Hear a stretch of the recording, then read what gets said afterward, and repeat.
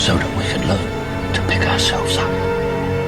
You have become truly lost. No. Things were always going to get worse before they got better. But that's all part of living, sir. Suffering builds character. No, I'm going to fight you. Don't be afraid, Ruth. There's nothing out there for you. You can't. You can't give in. You can't give in! I haven't given up on me yet. Never. Endure, Master Wayne. The night is darkest just before the dawn. Take it. You make yourself more than just a man. If you devote yourself to an ideal, then you become something else entirely. I'll tell you something you already know.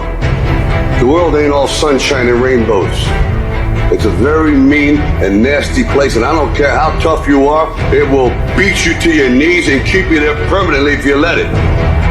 You, me, or nobody is gonna hit as hard as life. But it ain't about how hard you hit.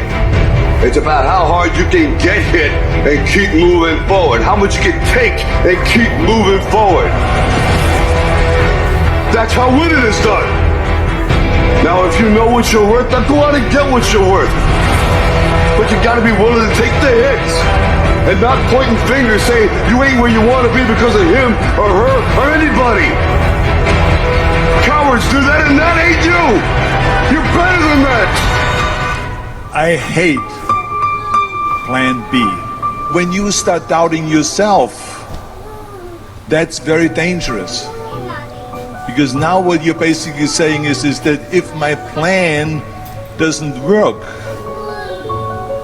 I have a fallback plan. I have a Plan B. And that means that you start thinking about Plan B, and every thought that you put into Plan B, you're taking away now that thought and that energy from Plan A. We function better if there is no safety net, because Plan B becomes a safety net. It says that if I fail, then I fall and I get picked up and I have something else there that will protect me. It is very dangerous to have a Plan B because you're cutting yourself off from the chance of really succeeding. The first rule of success is to have a vision. You see, if you don't have a vision of where you go, and if you don't have a goal where you go, you drift around and you never end up anywhere. It's like you can have the best ship in the world, you can have the best airplane in the world. If the pilot or the captain doesn't know where to go, it will just drift around. It will not end up anywhere, or most likely in the wrong place. 74% hate their job in America. Now, there is not much different when you come to Europe. The majority of people don't like what they're doing because they're really not doing it because they didn't have a goal and they followed this goal. They just aimlessly drift around, and then all of a sudden there's a job opening, so they get that job because you have to work. It's like you can have the best ship in the world, you can have the best airplane in the world. If the pilot or the captain doesn't know where to go, they will not end up anywhere, or most likely in the wrong place. But then when you work, it's a chore. It's not fun. I felt so blessed that I knew what I was doing. It's like a medical student that studies and knows he wants to become a doctor. You know where to go.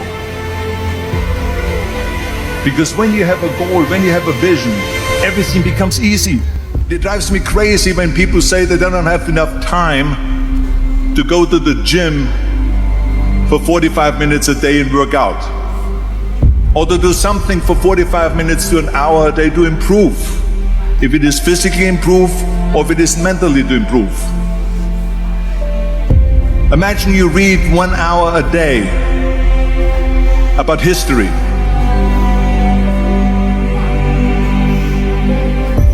How much you will learn after 365 hours in 1 year.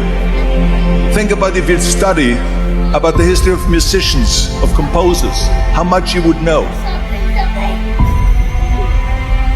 Imagine if you would work on a business, on some business that you want to develop every day for an hour. Imagine how further along you will go and get. Every lion has felt it. Every winner has felt it. Every soldier has felt it. Every victorious person has felt it. The urge to quit.